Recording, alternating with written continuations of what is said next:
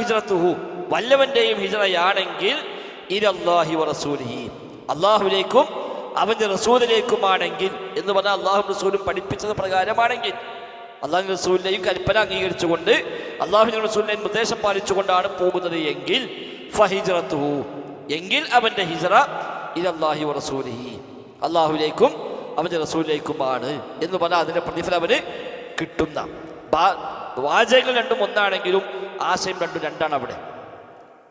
അതായത് ഇവിടെ അള്ളാഹുലേക്കും റസൂലിലേക്കുമാണെങ്കിൽ അള്ളാഹുലേക്കും റസൂലിലേക്കുമാണ് എന്നാണ് പറഞ്ഞത്. അങ്ങനെ ഒരു പദം യഥാർത്ഥത്തിൽ അറബി ഭാഷയിൽ പ്രയോഗിക്കാറില്ല. ഒരേ അർത്ഥത്തിൽ അങ്ങനെ പ്രയോഗിക്കാറില്ല. നേരെ മറിച്ച് അള്ളാഹുലേക്കും റസൂലിലേക്കുമാണ് ഹിജ്റ എങ്കിൽ ഒരു കൂലി കിട്ടും എന്ന് പറയാം.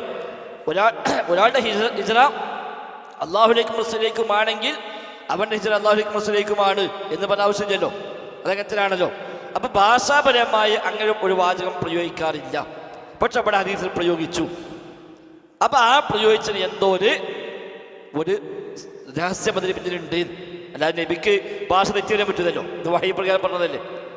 എന്തുകൊണ്ട് നബി അങ്ങനെ ഉപയോഗിച്ചു? അപ്പൊ രണ്ടും രണ്ടർത്ഥത്തിലാണ്.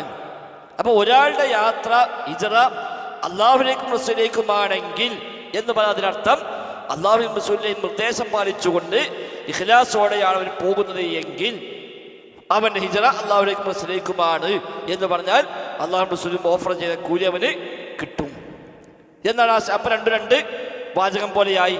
ഒന്നാമത്തെ വാചകത്തിന് അർത്ഥം മറ്റൊന്നായി, രണ്ടാമത്തെ വാചകത്തിന് അർത്ഥം മറ്റൊന്നായി മാറി. അപ്പൊ ഹിജ്റയുടെ കൂലി പൂർണ്ണാർത്ഥത്തിൽ കിട്ടണമെങ്കിൽ മറ്റ് ഉദ്ദേശങ്ങളൊന്നുമില്ലാതെ എൻ്റെ റബ്ബ് എന്നോട് ആവശ്യപ്പെട്ടതാണ്, എൻ്റെ റസൂൽ എന്നോട് ആവശ്യപ്പെട്ടതാണ്, അത് പ്രകാരം ഞാൻ പോകുന്നു എന്ന ഉദ്ദേശപ്രകാരം ഒരാൾ പോകുന്നുവെങ്കിൽ മാത്രമേ ഹിജ്റയാണെങ്കിൽ പോലും പരിപൂർണമായ പ്രതിഫലം കിട്ടുകയുള്ളൂ എന്നാണ് അതിൻ്റെ ആശയം.